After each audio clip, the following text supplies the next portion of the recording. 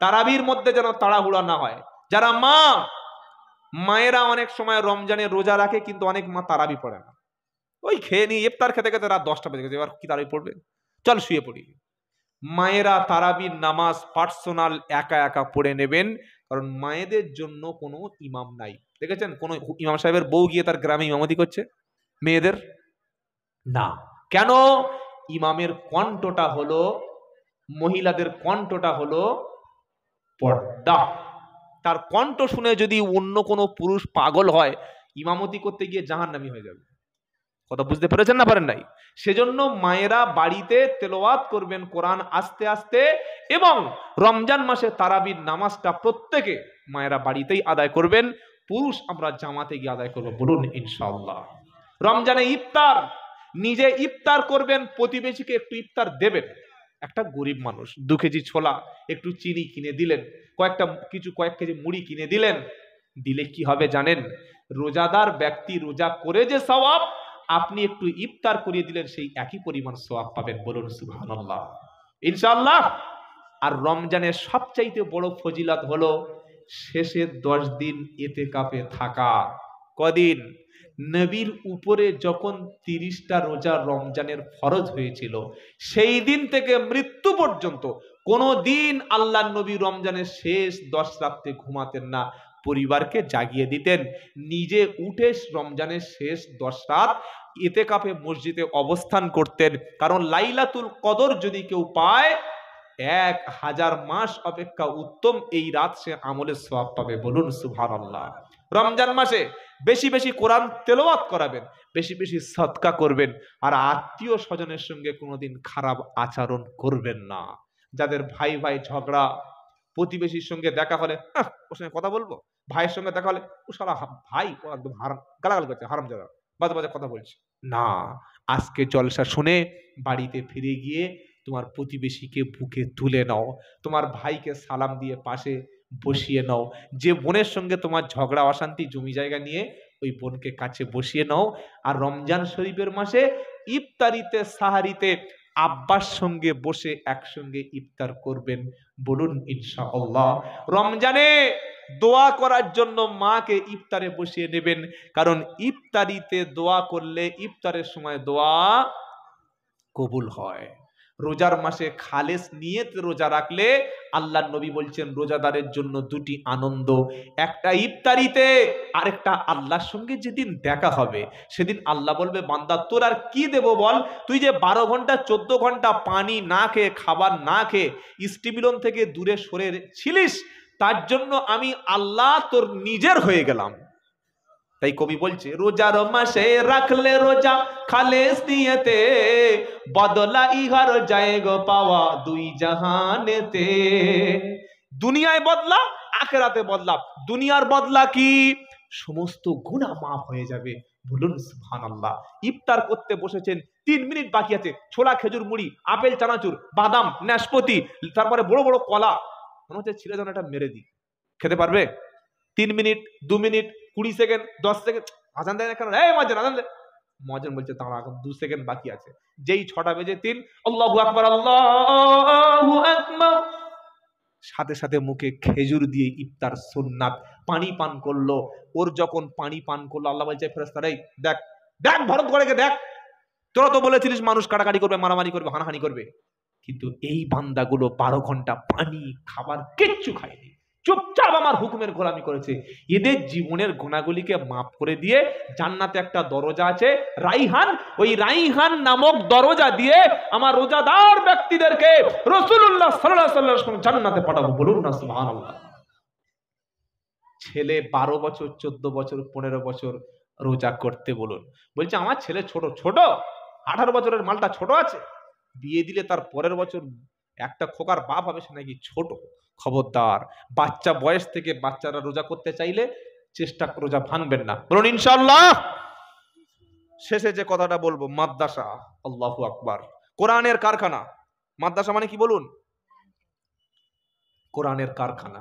বিশ্বাস করুন, বিশ্বাস করুন, কিয়ামতের দিন কোন হুজুর, কোন মুফতি সাহেব, কোন কেউ আপনাকে কোনো উপকারে আসবে না, আসবে না, আসবে না।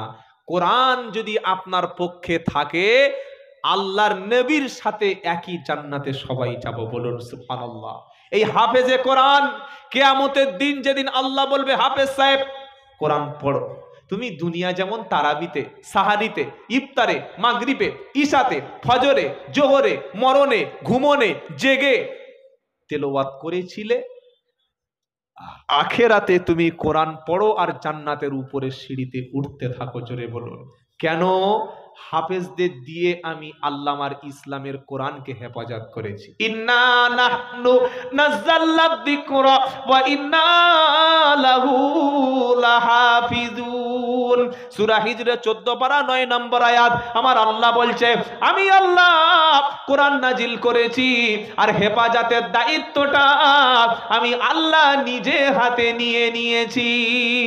হাফেজ যখন জান্নাতে যাবে আল্লাহ পাকের কাছে বলবে, আল্লাহ আমি একা জান্নাতে যাব না, আমার কিছু স্পেশাল সাথী দিয়ে দাও। আল্লাহ পাক বলবে, হাফেজ সাহেব তোমার পরিচিত, তোমার রিলেটেড, তোমার ইচ্ছা মতো, তোমার খুশি মতো 10 জন জাহান্নামী ব্যক্তিকে তুমি সাথে করে নিয়ে জান্নাতে যাওয়ার জন্য সুপারিশ করার অনুমতি দিচ্ছে।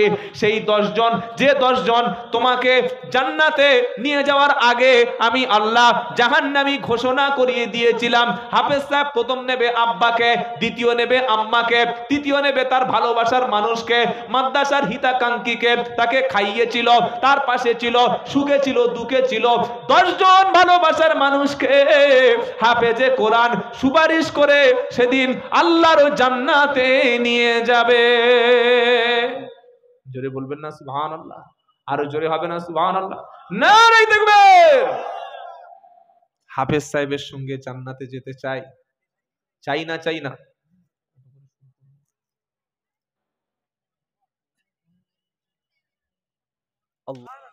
তাহনিক সুন্নাত, ভালো নাম রাখা সুন্নাত।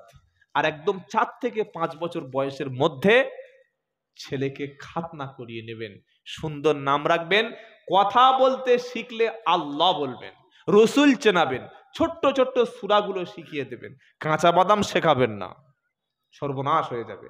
এখনকার ছেলেগুলো এত পাকা, এত হিরো, ও হাতে মোবাইল পড়লে কোথায় ইউটিউব আছে, ইউটিউবের মধ্যে ঢুকে সেই বীরভূমের একটা শয়তান আছে জানো, শফিক, জানেন না? বলছে শফিকের ভিডিও যাও। তো এই মালটা শফিক চিনল কি করে? কই কোনোদিন তো বলেনি যে আব্দুর রহমান সুদাইসের কেরাত দাও, বলেছে বড় আলেম উমুক ব্যক্তির ওয়াজ দাও, ইয়াসিন শরীফ দাও, সূরা মুলক দাও, শফিকের ভিডিও যাও। বলছে কি করে? ওর মায়ের পেটে যখন ছিল মালটা তো অফলাইনের মাল না, অনলাইনের মাল। কিসের মাল বলো?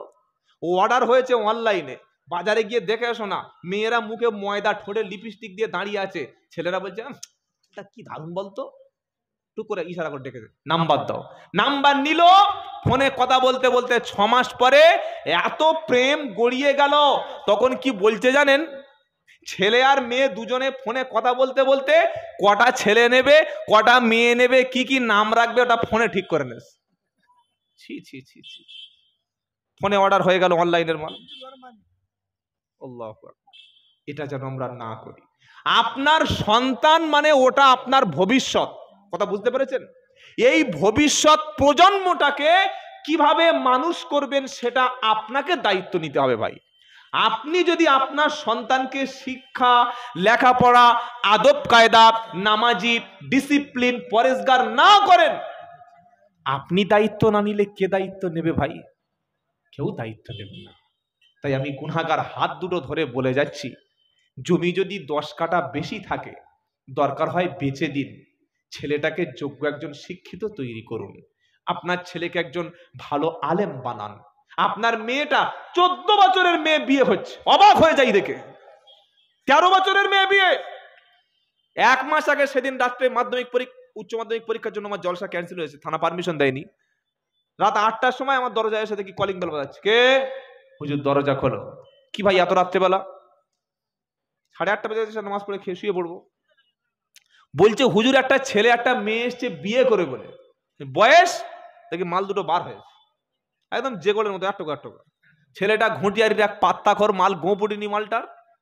আর মেয়েটা সবে ওই 12 বছর 9 মাস। এখনো ভালো করে ও সাবালক হয়নি।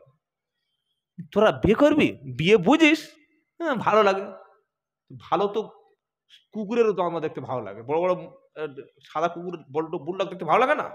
বলছে না আমি ওর ছাড়া বাঁচবো না। মনে হয় যেন এক থাপ্পড়ে দাঁত ফেলে দিই শয়তানের। তুই ওর কি দেখেছিস ওর ছাড়া বাঁচবি না? যে জন্ম দিয়েছে তার ছাড়া বাঁচবে, যে নমাজ পেড়ে ধরেছে তার ছাড়া বাঁচবে, যে বাপটা খেটে খাইয়ে পা কুকড়ে দুমড়ে বাঁশ হয়ে গেছে তার ছাড়া বাঁচবে।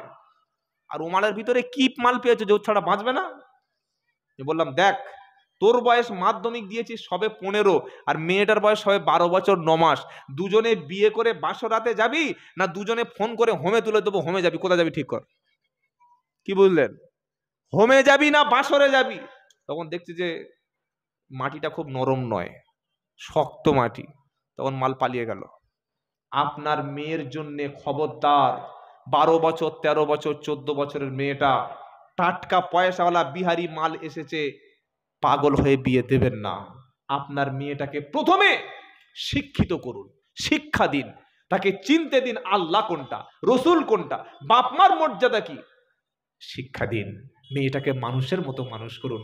রাস্তাঘাটে আপনার মেয়ের সম্মান যদি হানি হয়, মুসলমান জাতির সম্মান হানি হবে।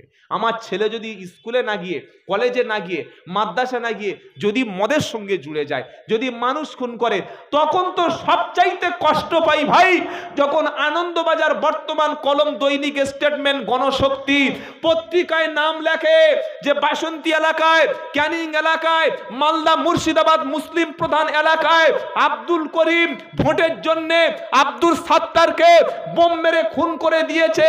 এই ছবি দেখলে মুসলমানের চোখে পানি আসে। এই উম্মতের জন্য কি আল্লাহর নবী মার খেতে গিয়েছিলেন? উম্মতের জন্য এটা করে যাননি। নবীজি যেদিন ইন্তেকাল করবেন শেষ রাতের বেলা, সারা রাত কষ্টে ঘুমাতে পারেননি, কখনো দাঁড়াচ্ছেন কখনো বসছেন, নবীজির চোখ থেকে পানি আসছে, বেহুশ হয়ে গেছেন। এশার নামাজে আবু বকর সিদ্দিক ইমামতি করতে গিয়ে আর তিনি কান্না বন্ধ করতে পারছেন না। তার ধারণা বিশ্ব নবীর পিছনে সারা জীবনের মতো নামাজ পড়া বন্ধ হয়ে যাবে। ফজরের আজান হয়ে গেল, নবীজি নির্দেশ দিলেন ইমামতিতে আবু বকর সিদ্দিককে দাঁড় করিয়ে দাও। মসজিদে নববীর পাশের ঘর বিশ্ব নবী আয়েশা সিদ্দিকার হুজরা। আল্লাহর নবী জিজ্ঞাসা করলেন আয়েশা এখন কোন সময়? আয়েশা সিদ্দিকা বললেন হুজুর ফজরের নামাজ শুরু হয়ে গেছে মসজিদে, আমার আব্বার ইমামতিতে সাহাবারা নামাজ শুরু করে দিয়েছে। তাদের ধারণা, তাদের চিন্তা বিশ্ব নবীর পিছনে নামাজ পড়া জীবন থেকে আমরা মাহরুম হয়ে গেলাম। নবীজি বললেন আয়েশা কেমন নামাজটা হচ্ছে? মসজিদে নববীর দরজার কাপড়টা একটু সরিয়ে দাও, আমি একটু দেখতে চাই। আল্লাহর নবী ইসলাম্মা জান আয়েশা সিদ্দিকা রাদিয়াল্লাহু তাআলা আনহা নবীর হুজরা মুবারকের কাপড়টা একটু সরিয়ে দিল। নবীজি মসজিদে নববীর দৃশ্য দেখলেন, আবু বকর সিদ্দিক ইমামতিতে দাঁড়িয়ে দাঁড়িয়ে নামাজ পড়ায়, কোরআন তেলাওয়াতের মধ্যে কাঁদে, সাহাবারা কান্নাকাটি করে, এত কান্নার আওয়াজ আসছে কোরআন তেলাওয়াত আর শোনা যাচ্ছে না। সাহাবাদের ধারণা বিশ্ব নবীর পিছনে নামাজ পড়া জীবনের মতো আমরা মনে হয় বঞ্চিত হয়ে গেলাম। নবীজি নামাজের দৃশ্য দেখে তিনিও কেঁদে ফেললেন, কাপড়টা সরিয়ে দিলেন। আল্লাহর নবী আয়েশা সিদ্দিকার উরুর উপরে মাথা রেখে যখন চোখ থেকে পানি গড়িয়ে গেল, আয়েশা সিদ্দিকা রাদিয়াল্লাহু তাআলা আনহা জিজ্ঞাসা করছে বিশ্ব নবী আপনি তো নামাজের দৃশ্য দেখতে বললেন, আপনাকে দেখালাম, দেখানোর পরে কেন চোখ থেকে পানি এলো? আমার নবীজি বললেন আয়েশা এটা কোনো দুঃখের পানি, এটা কোনো কষ্টের পানি নয়, এটা কোনো যন্ত্রণার পানি নয়, এটা কোনো যন্ত্রণার পানি নয়, এই চোখের পানিটা হলো সম্পূর্ণ আনন্দের পানি। আজকে আমার সাহাবারা যেভাবে মসজিদে নববীতে দাঁড়িয়ে নামাজ আদায় করছে, একে অপরের শরীরের সঙ্গে শরীর লাগিয়ে লাইনটা সোজা করে, সাদা কালো বাদ বিচার নাই, ধনী গরিব বাদ বিচার নাই, ছোট লোক বড় লোক কেউ নাই, দুশ্মন শত্রু বন্ধু কেউ নাই, একই সঙ্গে দাঁড়িয়ে তারা যেভাবে নামাজ কায়েম করছে আয়েশা এই নামাজটা কায়েমের জন্য ওহদের ময়দানে গিয়ে আমার দন্দন শহীদ হয়েছে, তাইপে গিয়ে মার খেয়েছি, নামাজ কায়েমের জন্য অনেক সাহাবা জীবন দিয়েছে, বিবিকে বিধবা করেছে। আমি নবী আমার মনে হলো কিয়ামত পর্যন্ত যত উম্মতানি আসবে এইভাবে তারা জামাতে নামাজ আদায় করবে। তুমি মসজিদের জামাত ছেড়ে দিয়েছো, কত বড় ভুল তুমি করেছো। বসে বসে ভাবো, কেন শত্রু তোমার আক্রমণ করবে না? সকলে 5 ওয়াক্ত নামাজ পড়বো ইনশাআল্লাহ। জামাত বদ্ধ জীবন যাপন করুন, জামাতবিহীন জীবন যাপন করবেন না। 50টা গরু আর একটা বাঘ, বাঘ যেই হামলা করেছে বাকি 49টা গরুর শিং দিয়ে বাঘের এমন খোঁচা দিয়েছে, বাঘ নদী পার হয়ে সে সুন্দরবন চলে গেছে। কি সম্ভব না অসম্ভব? কিন্তু বাঘ যখন একা হবে, গরু যখন একা হবে, বাঘের নাস্তা হতে হবে না? হবে না? হবে। আজ আমরা বলছি আমি তবলিগ জামাতের লোক, আমি কারোর সাথে মিশি না। আরেকজন হুজুর বলছে আমি ফুরপুরা সিলসিলার লোক, আমার মত পথ ছাড়া আমি কারোর সঙ্গে জলসা করি না, ওদের আকীদা খারাপ। আরেকটা দল বলছে আমরা উটসেকুল আজানগাছি সাহেবের মানি, কারোর বাড়ি আমরা খাই না, বিনা পয়সার দিন দুনিয়া। আরেকটা লোক বলছে আমরা বুকে হাত বাঁধি, হানাফিদের নামাজ সহি না, ওরা ওসব কিছু জানে না, আমাদেরটা সঠিক। এই যে আলাদা আলাদা আলাদা আলাদা একটা করে দোকান খুলে লেবেল খুলে জান্নাতে যাওয়ার মতো কথাবার্তা বলছি, এতে মুসলমানদের কোনো লাভ হবে? হবে না। সেই দিন তো মুসলমানরা নেতৃত্ব দেবে যেদিন একই মঞ্চে ফুরপুরার পীর সাহেবের পাশে দেওবন্দি আলেম বসে থাকবে, যেদিন তার পাশে হানাফি, শাফি, হাম্বলি, মালিকি, কাদরিয়া, চিস্তিয়া, নকশবন্দিয়া, মুজাদ্দিদিয়া, দেওবন্দি, তাবলিগি একই প্ল্যাটফর্মে বসে যখন সবাই আওয়াজ তুলবে বাবরি আমার চাই, ওটা ছিল এবং থাকবে। জ্ঞানবাপীও আমার, ভারতবর্ষ আমার, এখানকার মুসলমান আমার। মাদ্রাসা কেন বন্ধ করবে সরকার? সবাই যখন একসঙ্গে আওয়াজ তুলবে আর একই জামাতবদ্ধভাবে গায়ের সঙ্গে গা, পায়ের সঙ্গে পা লাগিয়ে নামাজ যখন পড়বে, আল্লাহর ফেরেশতারা যারা বদরের সাহায্য পাঠি গিয়েছিল আবার ওই ফেরেশতা ভরতগড়ে নেমে আসবে। বলুন সুবহানাল্লাহ। আর আমি পীর সাহেব বলবো আমার মুরিদ জান্নাতি, যারা আমার সঙ্গে নাই তারা জাহান্নামী। এই কথাটা বললে যে যার মতো মার খেয়ে পিঠ ফুলে যাবে, বাঁচানোর কেউ থাকবে না। এটা শুনে কিছু কিছু লোকের কষ্ট হলো। খবরদার, ভাগাভাগি ইসলামে নাই। মুসা নবীর মুখের আড়ষ্টতা কেটে গেল, বলে যাও ফেরাউনের কাছে যাও। যখন ফেরাউনের কাছে মুসা আলাইহিস সালাম গেছে, সঙ্গে সঙ্গে ফেরাউন প্রশ্ন করছে তোমার রব কে বলো, কে তোমার রব? মুসা নবী কি বললেন? রব্বুনাল্লাযী আতা কুল্লা শাইইন খালাকাহু সুম্মা হাদা। রব হলেন তিনি যিনি মানুষকে সৃষ্টি করেন, সৃষ্টি করার পরে মানুষকে সমস্ত সবকিছু রাস্তা বলে দেন, তিনি হলেন রব।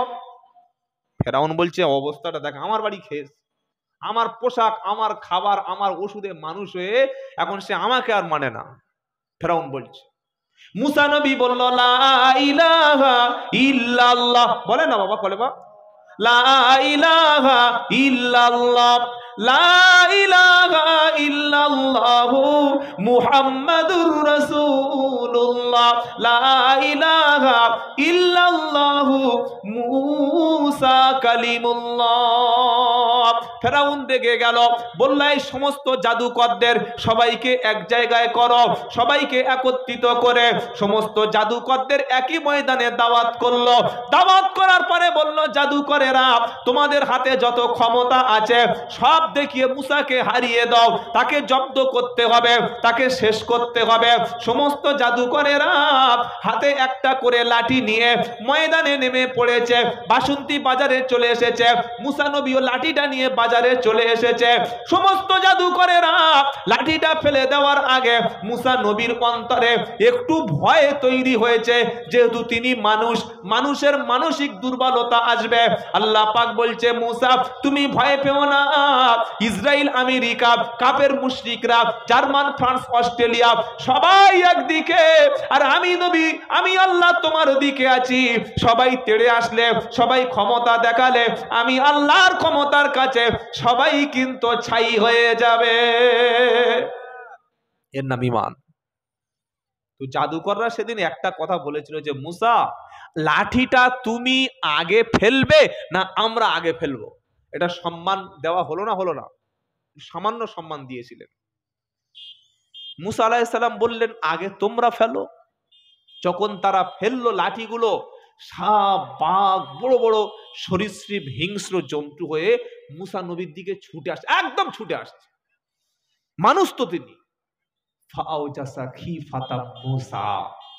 মনের মধ্যে ভয় হয়ে গেল, ইস এত বড় বড় সাপ, বাঘ, যাবো কই? আল্লাহ পাক বলছেন, লা তাখাফ ইন্নাকা আনতাল আলা, ভয় পেও না, ভয় পেও না। এতগুলো বাতিল কাফিরদের বিরুদ্ধে আমি তোমাকে একা ছেড়ে দিইনি, আমি আল্লাহ তোমার সাথে আছি। জোরে বলুন না সুবহানাল্লাহ। আমাদের সাথে কে আছে? জোরে বলো। আল্লাহ, তিনি আমাদের রব। লাঠি ফেলে দাও। যেই লাঠি ফেলে দিল, টপ টপ টপ টপ করে বিশাল বড় অজগর সাপ হয়ে, ঘটনা জানেন, শুধু স্মরণ করাচ্ছি, সব বাঘ সাপগুলো গিলে ফেললো।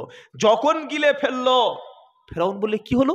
এই তোরা নাকি বড় বড় জাদুকর, তো কি হলো? সঙ্গে সঙ্গে ফাউলকিয়াস সাহারাতু সুজদা, সমস্ত জাদুকরেরা মুহূর্তের মধ্যেই সিজদায় পড়ে গেল। সুবহানাল্লাহ বলেন। ফেরাউন মনে করছে আমার সিজদা করছে। কার? ফেরাউন মনে করলো জাদুকররা সিজদাটা আমার করছে। কেন? সেই যুগে রাজদরবারে সিজদা হতো। কথা বুঝতে পারছেন না? কিন্তু জাদুকররা কি বলল? জাদুকররা বলছে, ক্বালু রাব্বানা, তারা বলল আমরা ঈমান এনেছি রব্বি মুসা ওয়া হারুন। জাদুকররা বলল আমরা ঈমান আনলাম তার উপরে, মুসা এবং হারুনের রব যিনি, আমরা ঈমান এনেছি তার উপরে। জাদুকররা বুঝিয়ে দিল, আমরা ফেরাউনের কথায় সিজদা দিইনি, আমরা সিজদা দিয়েছি আল্লাহর জন্য, কারণ মুসার রব হলেন আল্লাহ, আর সেই রবকে আমরা মেনে নিয়েছি। আমরা ফেরাউনকে খোদা বলে মেনে নিইনি, আল্লাহকে রব বলে মেনে নিলাম। ফেরাউন বললে, ডান হাত কাট, বাম পা কাট, বাম হাত কাট, ডান পা কাট, উল্টে উল্টে কেটে নে। এত কিছু করেও যখন ইসলামকে থামিয়ে দিতে পারল না, মুসা আলাইহিস সালামের পিছনে ধাওয়া হলো। সামনে দরিয়া, মুসা আলাইহিস সালামের সাথী সঙ্গী কম। তারা বলছে, ইন্নালা মুগরাকুন, হে মুসা আমরা তো এক্ষুনি গ্রেপ্তার হয়ে যাব। কত বড় বড় ফোর্স সৈন্য নিয়ে আসছে, যাব কোথায়? আমরা হলে কি করতাম? ভেঙে পড়তাম। মুমিন বিপদে কখনো ভেঙে পড়ে না, হতাশ হয় না। হতাশ কারা হয় জানেন? মাই ইয়াকুনাতু মির রাব্বি ইল্লাদ-দাল্লুন, যারা গোমরাহ পথভ্রষ্ট তারাই মাত্র হতাশ হয়ে যায়, আল্লাহর রহমত থেকে বঞ্চিত হয়। মুমিনের কেস হবে, মামলা হবে, হামলা হবে, সব কিছু তছনছ হয়ে যাবে। আবার মনে মনে ভাববে, নিশ্চয়ই আল্লাহ আমার একটা রাস্তা বার করে দেবে। বলুন সুবহানাল্লাহ। মুসা নবী বলল, নিশ্চয়ই আল্লাহ আমাদের রাস্তা বার করে দেবে। আল্লাহ বললে, রাস্তা বলে দেব, লাঠিটা এবার তুমি জমিনে নিক্ষেপ করো, সামনে সমুদ্র, লাঠিটা ফেলে দাও। আগে ফেলে দিয়ে হয়েছিল সাপ, আর এবার ফেলে দিল হয়ে গেল 12টা পাকা রাস্তা। সুবহানাল্লাহ বলেন। যখন দেখতে পেল রাস্তা, মুসা নবী চলে গেল ওপারে। ফেরাউন রাস্তার সামনে এসে দেখে 12টা রাস্তা। ও মনে করছে রাজ্য সরকারের জাতীয় সড়ক, সব লেবে পড়েছে। মুসা নবী উপরে উঠে গেছে ওপারে, ফেরাউন তখন মাঝখানে। আল্লাহ বলছেন, কোন কি বলেন না, কোনো কিছু করার জন্য আল্লাহর কিছু করতে হয় না, বলতে হয় না, খালি কোন, কাজ কমপ্লিট। সুবহানাল্লাহ। তিনি আল্লাহ। যখন বললেন কুন, পানি এক হয়ে গেল। মুসার সাথে যে সেন্ট্রাল বাহিনী ছিল, কেন্দ্রীয় বাহিনী, মুহূর্তের মধ্যে শয়তানগুলো ফুলে উঠেছে চপের মতো। এইবার হারামখোরটা পানি খাচ্ছে, নোনা পানি, লোনা পানি খাচ্ছে, নামছে আর উপরে উঠছে। ভাবছে যে এইবার কি হবে, এইবার কি হবে। সেই সময় ফেরাউন এবার কলেমা পড়ছে, ক্বালা আমানতু আন্নাহু, ক্বালা আমানতু আন্নাহু লা ইলাহা ইল্লাল্লাযী আমানাত বিহি বানু ইসরাঈল ওয়া আনা মিনাল মুসলিমিন। সূরা ইউনূসের 90 নম্বর আয়াতে ফেরাউন বলছে, আল্লাহ, আমি ঈমান এনেছি ওই আল্লাহর প্রতি যে আল্লাহর প্রতি মুসা নবীর উম্মতেরা ঈমান এনেছিল। ওরা যদি ঈমান এনে নদী পার হয়ে চলে যেতে পারে, তাহলে আমি কেন পারবো না? ওয়ানা মিনাল মুসলিমিন, আমি তো ওই মুসলমানদের মধ্যে একজন।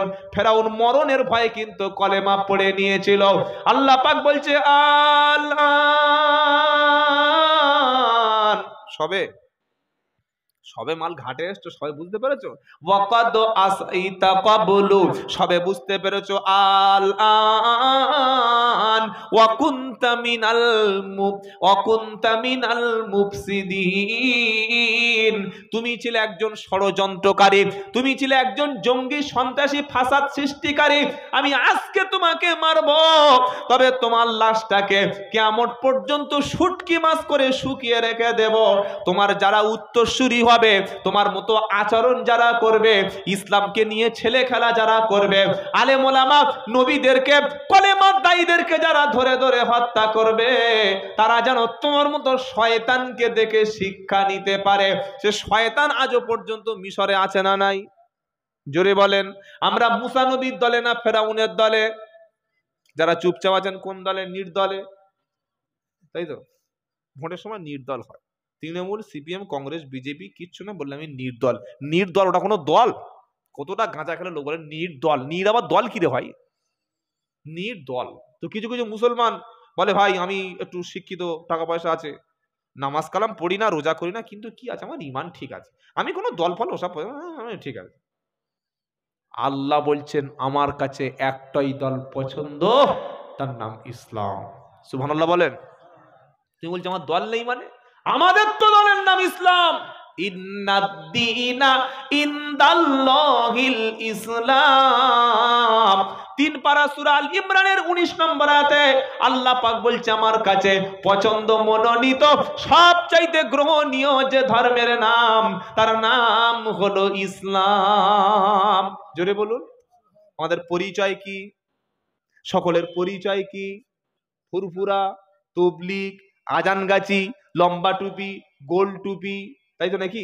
না, আমাদের পরিচয় কি? আবার ইয়া আইয়ুহাল্লাযীনা আমানুত্তাকুল্লাহা হাক্কা তুকাতিহি ওয়া লা তামুতুন্না ইল্লা ওয়া আনতুম মুসলিমুন। সূরা আল ইমরানের 102 নম্বর আয়াত। হে বিশ্বাসী ঈমানওয়ালা, আল্লাহকে দেখে তুমি ভয় করো, ভয় করার মতো ভয় করো।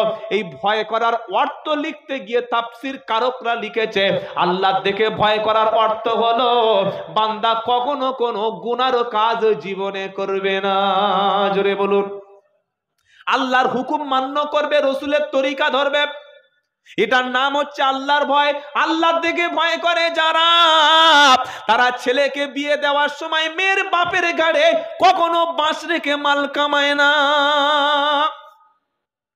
বলছে বেই 5 ওয়াক্ত নামাজ পড়ি, তাহাজ্জুদ কাজা নাই, কিন্তু আমার ছেলেটা একটু, এখনকার ছেলে তো একটা বুলেট বাইক চড়বে। কি চড়বে বলেন না? Bullet bike. তো বেয়াই অশিক্ষিত মানুষ, পড়াশোনা তেমন জানে না, বলছে বেয়াই ওর দাম কত? 40-50 হাজার টাকা। কি বললে? 40? 3 লাখ। মেয়ের বাপে শুনে মাথা তার কেটে গেছে। কি? মেয়ের বাপ মনে করছে আমার যা জমি আছে বেচলে হয়তো টেনে টুনে 2.5 লাখ হবে, মেয়ের বিয়ে দেবো কি, আর পাড়ার ওইসব লোকদের খাওয়াবো কি, আর বাইক দেবো কোথায়? তো বলছে বাইক সত্যি দিতে হবে? বলছে হ্যাঁ। কত বড় ছোট লোক ইতর হলে শ্বশুরের কাছে হাত পাতে। আপনি কি জানেন আপনার স্ত্রী হচ্ছে সবচাইতে শ্বশুরের কাছ থেকে বড় গিফট? বলুন সুবহানাল্লাহ। কলিজার টুকরা নারীটাকেই তো তোমার কাছে দিয়ে দিল। 18 বছর, 17 বছর, 20 বছর কোনদিন তোমার স্ত্রীর চোখের পানি শ্বশুর বার হতে দেয়নি। তোমার বিবিটা শ্বশুর বাড়ি থাকার সময় কোনদিন রাত্রেবেলা সে না খেয়ে ঘুমাতে তোমার শ্বশুর দেয়নি, শাশুড়ি দেয়নি। যতদিন সে ছিল বাপের বাড়িতে, ঈদের দিনে রানীর মতো পোশাক পরিয়ে রেখেছিল, তার হাতে কোনোদিন টাকা ফুরাতে দেয়নি। মা রান্না করে পুড়ে গেছে, কলিজার টুকরা মেয়েটাকে রান্না করতে দেয়নি। সেই মেয়েটা তোমার কাছে ভালো হলো না, ওর চাইতে বাইক চাই, তাহলে বউটাকে আলমারিতে রেখে বাইকের কাছে শুয়ে ঘুমাও।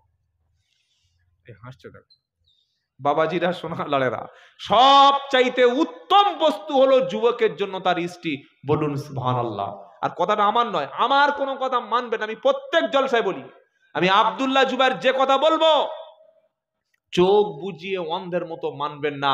যদি কোরআনের কোনো দলিল পান, হাদিসের কোনো অংশ দলিল পান, ইজমা কিয়াসের পক্ষে যদি কথা থাকে, আহলুস সুন্নাতুল জামাতের পক্ষে যদি আমার কথা থাকে, হানাফি মাযহাবের পক্ষে যদি আমার কথা থাকে, মেনে নিন।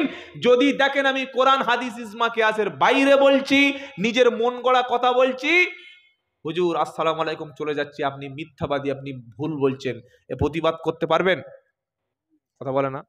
আমাকে কেন, যখন যে জলসায় বসবেন পাশে স্টেজে যোগ্য আলেম রাখবেন, যোগ্য মুহাদ্দিস রাখবেন, হাফেজ সাহেব একজন রাখবেন, বক্তা ভুল বললে সাথে সাথে লোকমা দেবেন। লোকমা বোঝেন? ইমাম মাগরিবের নামাজে সূরা ফাতিহা তৃতীয় রাকাতে যদি জোরে পড়ে, পিছন থেকে তাকবীর দিয়ে তাসবিহ পড়ে তাকে সাবধান করা হয় না? হয় না? হয়। হাফেজ সাহেব যদি কোরআনের দ্বিতীয় পারা পড়তে পড়তে 19 পারায় চলে যায়, সূরা বাকারা থেকে যদি সূরা আনকাবুতে চলে যায়, সূরা লুকমান থেকে সূরা ওয়াকিয়ায় যদি চলে যায়, পিছন থেকে লুকমা দেওয়া হয় না? হয় না? লোকমা দেয়া মানে কি হাফেজ সাহেবের বেইজ্জত করা? কখনো না। লোকমা দেওয়ার মানে হলো তার লাইনটাকে সঠিক করে দেওয়া। এখানে জোরে জোরে প্রকাশ্য লোকমা দিলে কোনো অসুবিধা নাই। কিন্তু আজও পর্যন্ত শুনলাম না হুজুর বক্তব্য করার পরে বক্তা বলল, হুজুর এই যে এত সুন্দর একটা ঘটনা বললেন, এটা কোন কিতাবে আছে একটু বলবেন? যা বলছে সুবহানাল্লাহ, হ্যাঁ হ্যাঁ, আল্লাহু আকবার। আমাকে ক্ষমা করবেন, জলসায় সব সময় আলেম দাওয়াত করবেন, সুর শুনে 26 ইঞ্চি সে নাকি বক্তা। 26 ইঞ্চি, আল্লাহু আকবার। 26 ইঞ্চি কোনোদিন বক্তা হয়? বলে না ভালো বলছে। আরে ট্রেনের মধ্যে যারা চাঁদা তোলে তারাও বক্তব্য করতে পারে। বাবারা, ভাইজানেরা, আমার আব্বা জানেরা, রমজান মাসে কাস্টমার ছিল, ওই হকারটা ওটা বলছে আর ওই দুল বিক্রি করছে, কি বিক্রি? দুল বিক্রি করছে। তো কাস্টমাররা যারা এই ট্রেনের মধ্যে বসা ছিল, বক্তা নাকি রে, নাম্বারটা নে তো। বলছে ভাই নাম্বার আছে? বলে হ্যাঁ, 8629723342। নাম্বারটা নিয়ে নিল। ফাল্গুন মাসের 9 তারিখে জলসার আগের 1 মাস আগে, আসসালামু আলাইকুম।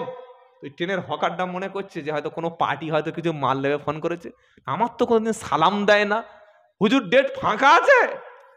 তখন ওই হকারটা বলছে আমি আবার হুজুর হলাম কবে? ও দেখছে মাল মনে হচ্ছে কাজ হয়েছে মলমে। কি বুঝলেন? বলছে কোন ডেটটা? বললো ওই 10ই ফাল্গুন। হ্যাঁ। ও ভেবেছে আমার ট্রেনে ওই ডেটটা ফাঁকা হয়তো আছে। বলেন হ্যাঁ ফাঁকা আছে। বলে আপনার ভিজিট? যখন বলেছে ভিজিট, ও তো চালাক মাল হকার, বুঝতে পেরেছে নিশ্চয়ই আমার একটা জলসার দাওয়াত। বলছে হ্যাঁ ভিজিট। ওই 8-9 করে চলছে, সবে নতুন লাইনে উঠেছি, এখন সিং ভাইনি, সিংয়ে মলম লেগে ব্যথা আছে, 8-9 করে চলছে। বলে হুজুর একটু ডিসকাউন্ট। বলে ঠিক আছে 6 দিয়ে দেবে। মালটা দেখি পাগড়ি পরে এই পর্যন্ত পাঞ্জাবি পরে চলে এসছে। এই যে কি বক্তব্য, আয়াত একটা শুনে মুখস্থ, কি জানেন? লা তাকনাতু মির রাহমাতিল্লাহ ইন্নাল্লাহা ইয়াগফিরু যুনুবা জামিআ ইন্নাহু হুয়াল গফুরুর রহিম। কমিটি ছেড়ে বলছে সত্যি একটা চাঙ্গা মাল, যেমন গলা তেমন। ওই যে কি মাছ দিল হাফেজ সাহেবকে জিজ্ঞাসা করো। লা তাকনাতু মির রাহমাতিল্লাহ, তিল্লা না বলে উনি বলছে তিল্লা, এমন একটা সুদ দিয়েছে, সুদা তো পুরো ওহ কি মাল দিচ্ছে। খবরদার, বক্তাকে দাওয়াত করার সময় সাবজেক্ট বলে দেবেন, হুজুর এই বিষয়ে কথা বলুন, মনে থাকবে ইনশাআল্লাহ। বলেন ইনশাআল্লাহ। আল্লাহ আমাদের হেদায়েত করুক। কত কষ্টের টাকা যে একটা জলসা হয়, যারা জলসা দেয় তারা জানে। 20 টাকা, 10 টাকা, 5 টাকা, 30 টাকা, 3 বার 4 বার ধরে, তবে তো জলসা, নাকি বলেন? না একটা পার্টির লোক বলে আমি একটা জলসা দেবো 2 লাখ টাকা, বলেছে? বলে নাই। এত কষ্টের টাকাটা আলেমকে দিন, মাদ্রাসায় দিন, উস্তাদকে দেবেন, যাকে তাকে মঞ্চে চাপাবেন না। বাপের ঘটনা বলতে বলতে, দাদু নানার ঘটনা বলতে বলতে পাকা 1 ঘন্টা 50 মিনিট, হাতে আছে 10 মিনিট, যাওয়ার সময় বলছে বাবা সাবধান, দল ঠিক রেখে দেবে, ঈমান নষ্ট করো না বাবা, খুব সাবধান। অনেক কিছু বলার ছিল বাবা, অনেক দূর যাব, সেই মেদিনীপুর যাব, আর বলতে পারলাম না, যদি কোনোদিন পাশে আসি সেই সময় বলবো। তার মানে যাওয়ার আগে গ্রাফি মেরে দিয়ে চলে গেল। গ্রাফি বোঝেন তো? খবরদার, আল্লাহ আল্লাহ আমাদের মাফ করে দিক, সকলে বলুন আমিন। আল্লাহ বলছে মুসলমান হও, কিয়ামতের দিন মুসলমানদের জন্য জান্নাত, আমরা সবাই মুসলমান হয়ে জান্নাতে যাব ইনশাআল্লাহ। বলেন, বললে হুজুর মুসলমানদের জন্য জান্নাত কে বলছে বলো? আল্লাহ পাক কিয়ামতের দিন এক শ্রেণীর মানুষদেরকে ডেকে ডেকে ডেকে আল্লাহ সেদিন জান্নাতে দেবে। ইয়া ইবাদিলা খাউফুন আলাইকুমুল ইয়াউম ওয়ালা আনতুম তাহজানুন। খাতা রেডি? আল্লাযীনা আমানু ওয়া কানু ইয়াত্তাকুন ওয়া কানু মুসলিমিন। 25 পারা সূরা যুখরুফের 68 নম্বর আয়াতে আল্লাহ তাআলা কিয়ামতের দিন এক শ্রেণীর মানুষদেরকে ডেকে ডেকে ডেকে ডেকে সেদিন জান্নাতে যাওয়ার কথা বলবে। আল্লাহ বলবে ইয়া ইবাদ, হে আমার বান্দা, হে আমার বান্দা, লা খাউফুন আলাইকুমুল ইয়াউম, আজকের কিয়ামতের দিন তোমাদের কোনো ভয় নাই, তোমাদের কোনো চিন্তা নাই। জোরে বলুন সুবহানাল্লাহ। আল্লাহ বলবে বান্দা ভয় নাই। তো বান্দা কারা? আল্লাহ পাক বলবে আল্লাযীনা আমানু বিআয়াতিনা ওয়া কানু মুসলিমিন। আমার বান্দা হলো তারা আমার কোরআন পড়েছে, আমার কোরআন শুনেছে, আমার কোরআন বুঝে যারা ঈমান এনেছে আর মরণের সময় মুসলমান হয়ে কবরে এসেছে যারা, আমার জান্নাতি বান্দা হলো তারা। যদি বলুন না সুবহানাল্লাহ। কোরআন সাথে নিয়ে মরবেন, কোরআন আপনার সুপারিশ করবে। সমস্ত হাসরবাসী সেদিন পাগলের মতো হবে, আজকে আমার কি হবে কি হবে। এই যে রমজান আসছে ভাইয়া, 3 দিন 2 দিন পরে রোজা,